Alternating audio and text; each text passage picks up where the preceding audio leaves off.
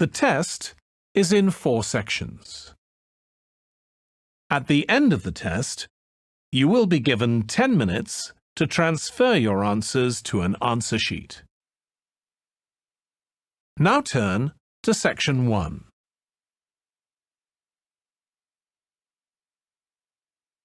Section 1. First, you have some time to look at questions 1 to 5.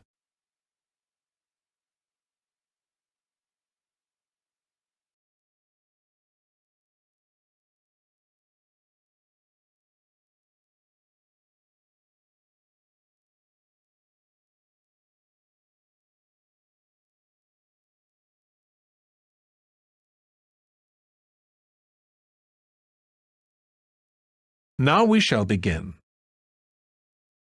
You should answer the questions as you listen because you will not hear the recording a second time.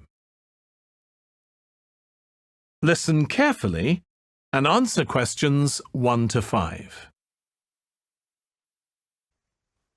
It is only natural to feel somewhat nervous before giving a speech, and while a few nerves never did any harm, and can in fact prove beneficial, letting your nerves overcome you can be detrimental. Today's presentation will focus on ways to control those butterflies and help you to give better presentations in future. First and foremost, you've got to know your material. I can't stress that enough. If you fail to prepare, you might as well prepare to fail. Even the most experienced speakers never turn up unprepared and never try to wing it. Personalize your subject and use humour, anecdotes and conversational language. This will make it easier for you to remember what you want to say. Secondly, practice, practice, practice. Rehearse well in advance and preferably out loud and with all the equipment you plan on using. Practice your timing, when to pause and when to breathe, and prepare for the unexpected. Something always goes wrong, especially when you're relying on technology, so always have a backup plan. Get to know your audience before you have to stand up in front of them. Meet and greet them on the way in, perhaps. It is much easier to talk to a group of friends than a group of strangers. And, just as importantly, know your room as well. Arrive early, pace the speaking area, and practice using the microphone and visual aids.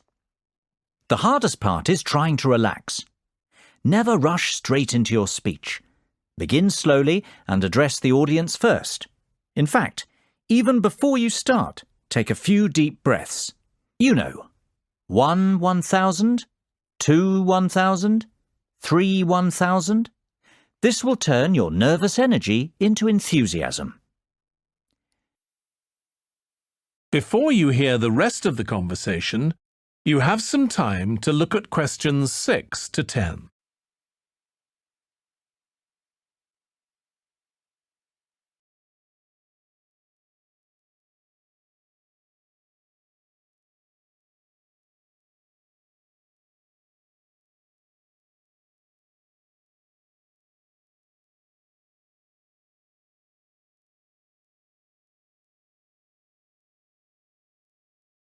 Now listen and answer questions 6 to 10. Visualization can be a great confidence booster.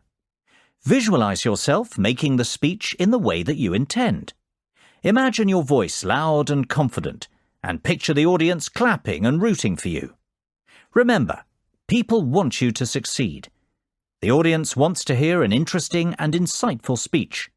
They aren't hoping you make a fool of yourself.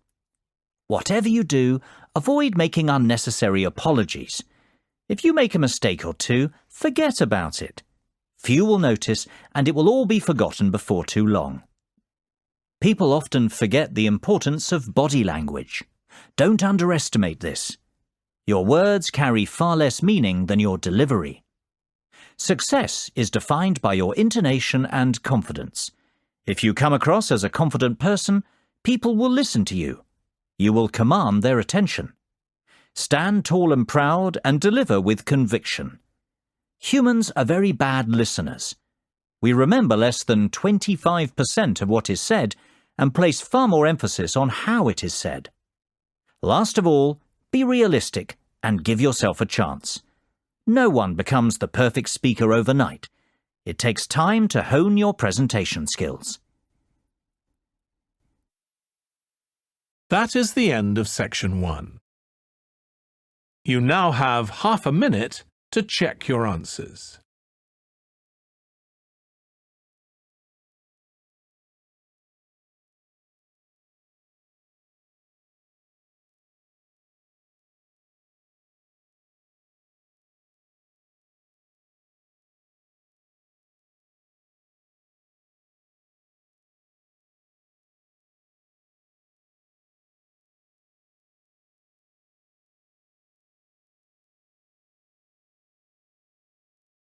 Now turn to section 2.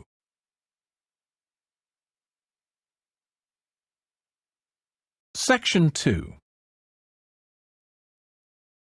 First, you have some time to look at questions 11 to 16.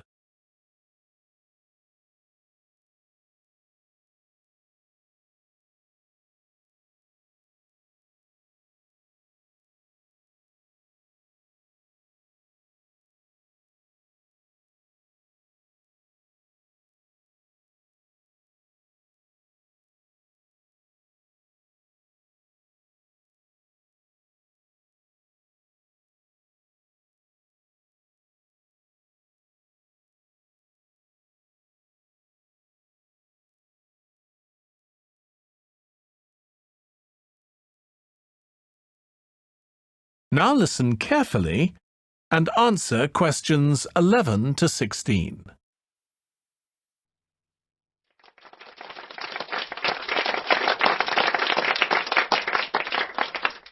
Good evening and welcome to this month's Observatory Club lecture. I'm Donald Mackey and I'm here to talk to you about the solar eclipse in history. 1,000 years ago, a total eclipse of the sun was a terrifying religious experience. But these days, an eclipse is more likely to be viewed as a tourist attraction than as a scientific or spiritual event. People will travel literally miles to be in the right place at the right time to get the best view of their eclipse. Well, what exactly causes a solar eclipse when the world goes dark for a few minutes in the middle of the day? Scientifically speaking, the dark spot itself is easy to explain. It's the shadow of the moon streaking across the Earth. This happens every year or two, each time along a different, and to all intents and purposes, a seemingly random piece of the globe. In the past, people often interpreted an eclipse as a danger signal heralding disaster, and in fact the Chinese were so disturbed by these events that they included among their gods one whose job it was to prevent eclipses. But whether or not you're superstitious or take a purely scientific view, our earthly eclipses are special in 3 ways. Firstly, there can be no doubt that they're very beautiful. It's as if a deep blue curtain had fallen over the daytime sky as the sun becomes a black void surrounded by the glow of its outer atmosphere. But beyond this, total eclipses possess a second, more compelling beauty in the eyes of us scientists, for they offer a unique opportunity for research. Only during an eclipse can we study the corona and other dim things that are normally lost in the sun's glare. And thirdly, they are rare. Even though an eclipse of the sun occurs somewhere on Earth every year or two, if you sit in your garden and wait, it will take 375 years on average for one to come to you. If the moon were any larger, eclipses would become a monthly bore. If it were smaller, they simply would not be possible. The ancient Babylonian priests, who spent a fair bit of time staring at the sky, had already noted that there was an 18-year pattern in their occurrence, but they didn't have the mathematics to predict an eclipse accurately. Before you hear the rest of the talk, you have some time to look at questions 17 to 20.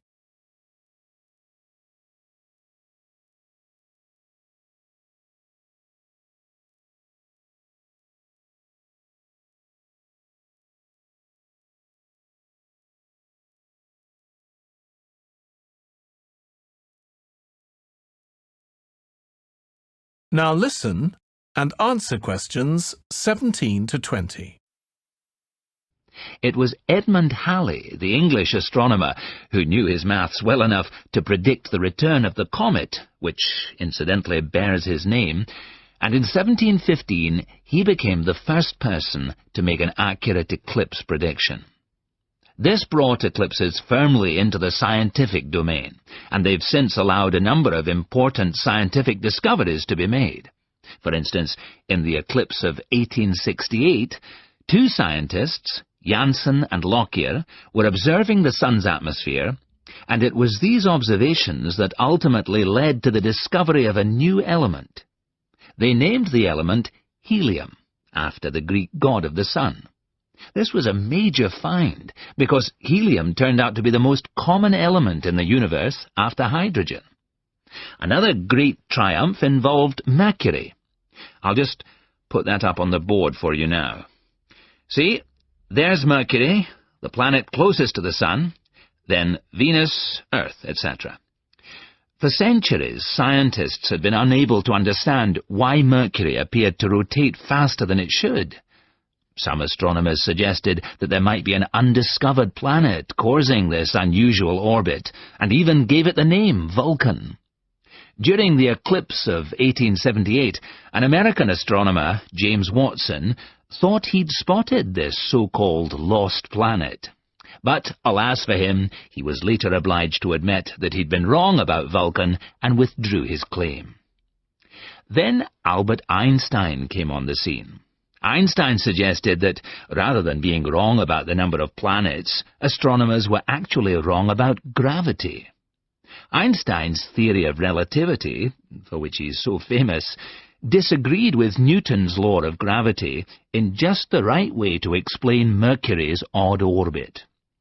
He also realized that a definitive test would be possible during the total eclipse of 1919, and this is indeed when his theory was finally proved correct. So there you have several examples of how eclipses have helped to increase our understanding of the universe. And now let's move on to the social aspects. And I think That is the end of section 2. You now have half a minute to check your answers.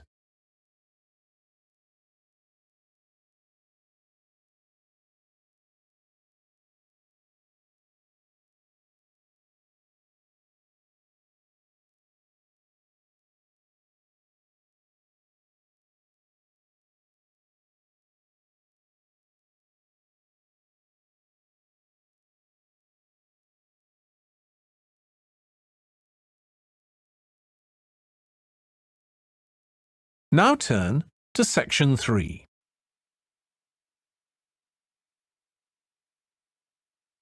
Section 3. First, you have some time to look at questions 21 to 26.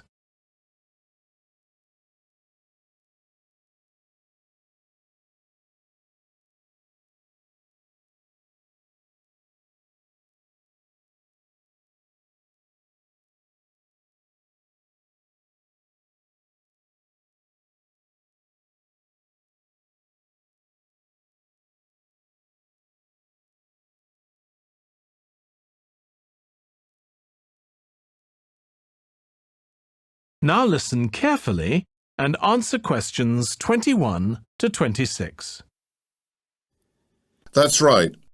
I started out working as a researcher in Kelheim Laboratories, though it's a long time ago now. What was it like then? Starting out, I mean. That'll be us next year. It largely depends on your work environment, really. My team in the biophysics department were not very understanding of how it feels to be a new guy, and were really quite hard on me. From day one, they expected me to pull my weight, and they reprimanded me for any mistakes I made. There was no time for me to find my feet and get comfortable. That sounds awful. Well, it was to begin with, and it certainly took a long time for me to gain their respect. But once I had done, the work environment became far more pleasant, and indeed we ended up making a great team. How long did you stay there? 6 years. You did a fair stint then. Yes, well, you see, I was offered a promotion in my 5th year to assistant manager. Needless to say, I jumped at the chance. I had got to know the manager really well during my time there, though, and I knew, based on how quick he was to point out what you were doing wrong all the time, that it would be a challenge to have to work closely with him. But I've never been one not to accept a challenge. So how did you and he get on? Well, it didn't matter, as he was only there another 6 months. He took early retirement on account of a heart condition, and before you knew it, there I was, managing the entire operation. Was that difficult for you? Not at all. I was very fortunate to then be managing the same team as I had been part of for so long. They were at ease with me and the way I did things, so the department functioned really well for a time. Only for a time? Yes, until I got into a dispute with the directors. You see, being new to management, I'd never dealt with directors or the like before, and their expectations were just not very practical. They had their head in the clouds, if you ask me. Anyway, they expected me to get instant results in our lab work. Needless to say, I wasn't prepared to rush the delicate experiments we were conducting along too quickly. I stood my ground and made it clear that I had no wish to pressure my team, and that, in my eyes, they could have as much time as they liked to find out what they were looking for. This didn't go down too well with the directors, and they got rid of me. You mean you were sacked? In a manner of speaking. Well, they told me to leave of my own accord or I would be removed. I left. And is that when you started to lecture? Yes, and I've been doing it ever since. When I first arrived, Dr. Michael Stout was still a member of staff here. You mean the programme director? Well, he wasn't back then. I have Michael to thank for showing me the ropes. He was very considerate of the new faculty members and assisted me no end. And now, here I am, 20 years a lecturer. How time flies. Well, sir, we're very glad to have you as ours, that's for sure. Yeah, you make all the stuff sound so interesting, unlike some of them. Couldn't agree more. Honestly, I almost fall asleep in the other classes. Now, come on. I'm neither that good, nor are your other lecturers that bad. Before you hear the rest of the discussion, you have some time to look at questions 27 to 30.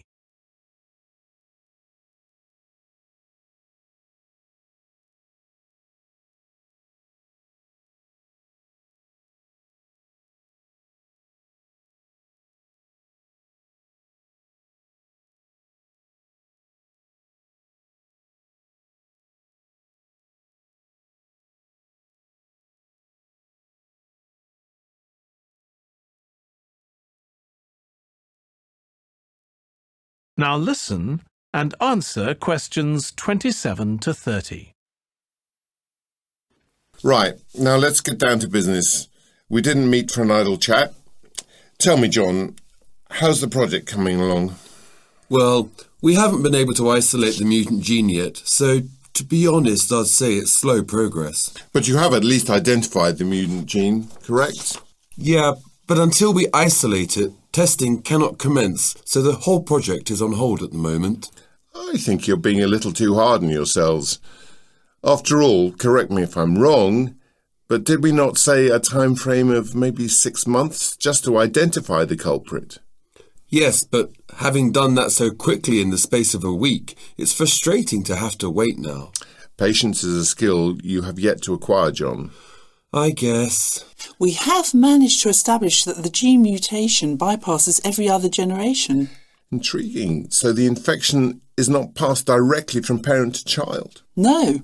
If the parent is infected, the child will be a silent carrier who will go on to infect any children he or she has. That's an important discovery. Yes, and we've also found a way to switch off the mutant gene, we think. Go on.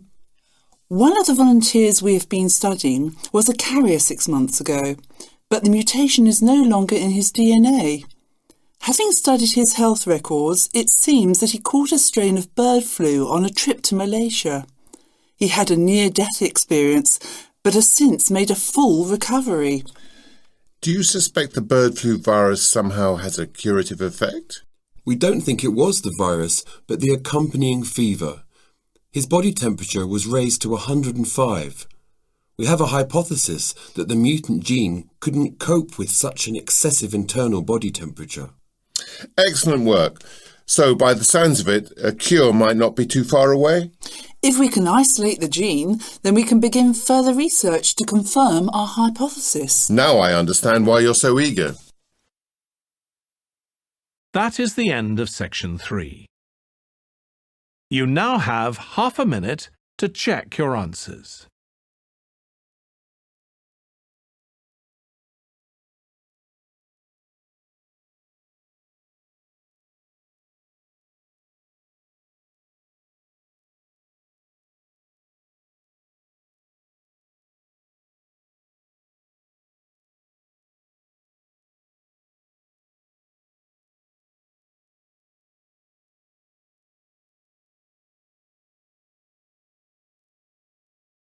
Now turn to section 4.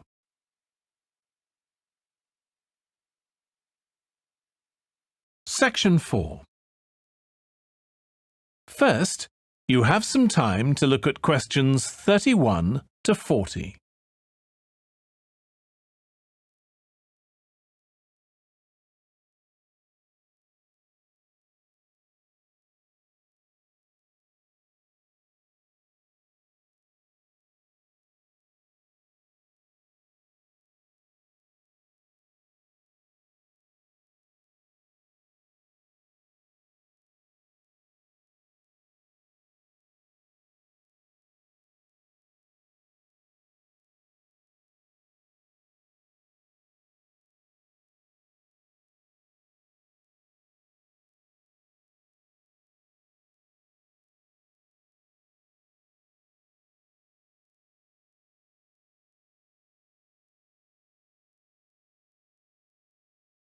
Now listen carefully and answer questions 31 to 40. The best way to attract birds to your garden is by satisfying their basic needs, which are the need for water, the need for food, and the need for safety. Birds drink water and bathe in it, and many also use it to make mud to build their nests. A simple bird bath, which can be nothing more complicated than a shallow dish, will therefore attract birds. Don't use tin pans, as these get hot under the heat of the sun. In fact, a cement bowl is probably going to be the most effective bath to use. But make sure that it is no more than 6.5 centimetres deep. The best time of all to attract birds to your garden, and indeed the time when they need your help most, is during the winter season. During summer, birds can find most of their food on their own, and are largely self-sufficient. In winter, however, they benefit greatly from the help of their human friends. Often, when it is cold, an ice or frost crust may form over the ground, covering the birds' natural food supply. It is when this happens that they really need your help with feeding. It is probably best, though, to start feeding from late autumn onwards. That way the birds will become used to finding food in a certain spot. So later, after the onset of the winter, they will become a permanent feature in your garden. Put food out at night so that the birds will find it the next morning. And whatever you do, make sure that you make your feeder accessible from a raised landing area only. Otherwise, you will find yourself attracting some unwanted pests such as rodents like mice, and worse still, rats. Continue feeding until early spring, when food becomes plentiful again. If you cannot serve them insects, then try to give the birds suet, a form of beef fat. You can buy this cheaply at pretty much any meat market, so it won't cost you an arm and a leg. As well as being nourishing, suet also has the advantage of not freezing during cold weather. Many birds will also enjoy crumbs, nuts and seeds. You can even serve them boiled potatoes and hard-boiled eggs, provided these are finely chopped. Other foods you probably have lying around in your store cupboard may also be used. Try feeding them raisins, figs, dried fruit generally, biscuits, boiled rice, and so on as well. If you want to build a birdhouse or nesting box, I would encourage you to proceed by all means. These offer fine protection, especially for the smaller and more vulnerable species. You can buy ready-made nesting boxes and shelves for a very reasonable price these days. Alternatively, if you fancy doing a little DIY, they are not very difficult to build either. Most birds prefer houses made of rough slabs of wood covered with bark, which to the birds feels quite authentic and natural. If at all possible, try to match your birdhouse to the surroundings as well. So, if you paint your birdhouse, be sure to use a dull grey-green or brown colour. The simplest type of birdhouse to construct yourself consists of a hollow branch nailed to a tree. When you are erecting your birdhouses, be sure to place them a good distance apart from one another. Few bird species enjoy nesting in close proximity to competitors of their own kind. Cleanliness is vitally important too. Your bird nest should be cleaned out yearly to make room for new nesting material to be brought in by their seasonal tenants. Early autumn is the best time to prepare your birdhouse, as the new season's chicks will have hatched and flown the coop, so to speak. Once cleaned, your birdhouses will be ready to welcome their spring visitors once they return to your neighbourhood early the next year. That is the end of section 4. You now have half a minute to check your answers.